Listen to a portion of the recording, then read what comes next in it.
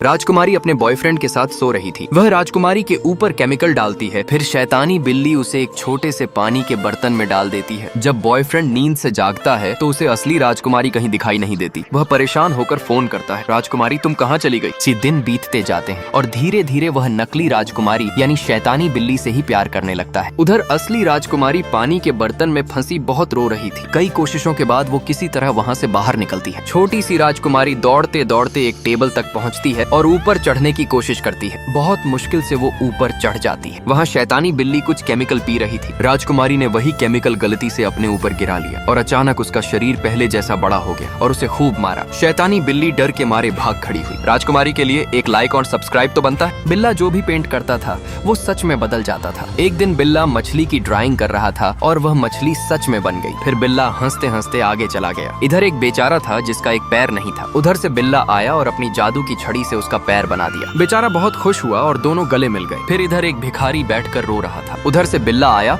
और उसके कटोरे में ढेर सारा पैसा डाल दिया। भिखारी भी बहुत खुश हो गया और हंसने लगा। इसके बाद इधर एक लड़की ठंड से कांप रही थी। उधर से बिल्ला आया और पीछे से जादू से उसे एक गर्म जैकेट पहना दी। वह खुश होकर चली गई। अंत में सब खुश हो गए और बिल्ला बाय बाय कहकर वहाँ से चला गया। एक टूटे फूटे घर में बिल्ला, बिल्ली और उनका छोटा बच्चा रहते थे। एक दिन तेज बारिश होने लगी और छत से पानी टपकने लगा। बिल्ला तुरंत सीढ़ी लगाकर ऊपर चढ़ा और मेहनत से छत पर सीमेंट लगाकर उसे ठीक कर दिया। इधर बिल्ली और बच्चा बॉटल चुनता है। सारा बॉटल को बेचकर किताब ले लेती है। फिर बिल्ली किताब ले आती है और छोटा बच्चा पढ़ाई में लग जाता है। थोड़ी देर बाद बिल्ला और बिल्ली आपस में बात करते हैं और बिल्ली कहती है कि बिल्ला काम पर चला जाए। बिल्ला काम पर जाता है और अच्छी मेहनत करता है। उसका मालिक खुश होकर उसे खूब पैसा देता है। वह पैसा लेकर बिल्ला अपने बच्चे का स्कूल में दाखिला कराता है। बच्चा मन लगाकर पढ़ता है और स्कूल में टॉप कर जाता है। धीरे धीरे बड़ा होकर वकील बनता है, नया घर और गाड़ी खरीदता है और आखिर में पूरा परिवार खुशी खुशी रहने लगता है। शैतानी बिल्ली आती है और राजकुमारी के ऊपर जादुई केमिकल डाल देती है। यह सब शीतल अपनी आंखों से देख लेती है और कुछ ही पलों में वह दर्द से तड़प कर मर जाती है। उधर राजकुमारी के बॉयफ्रेंड को अब शैतानी बिल्ली से प्यार हो जाता है। इधर शीतल रसोई में सबके लिए खाना बना रही होती है, लेकिन शैतानी बिल्ली उसे बार बार परेशान करती है, उसका मजाक उड़ाती है और काम बिगाड़ देती है। बेचारी शीतल बहुत रोती है, फिर भी सबके लिए प्यार से खाना बनाकर लेकर आती है। लेकिन शैतानी बिल्ली और उसका बॉयफ्रेंड निर्दयी बन चुके थे। दोनों ने मिलकर शीतल को घर से निकाल दिया। शीतल उदास मन से एक रेजिडेंट होम में चली जाती है। वहाँ वह मेहनत करके काम करती है, पैसा कमाती है और जब थोड़ा वक्त मिलता है तो मजे से बिस्कुट खाती और किताबें पढ़ती है। एक दिन उसने हिम्मत जुटाई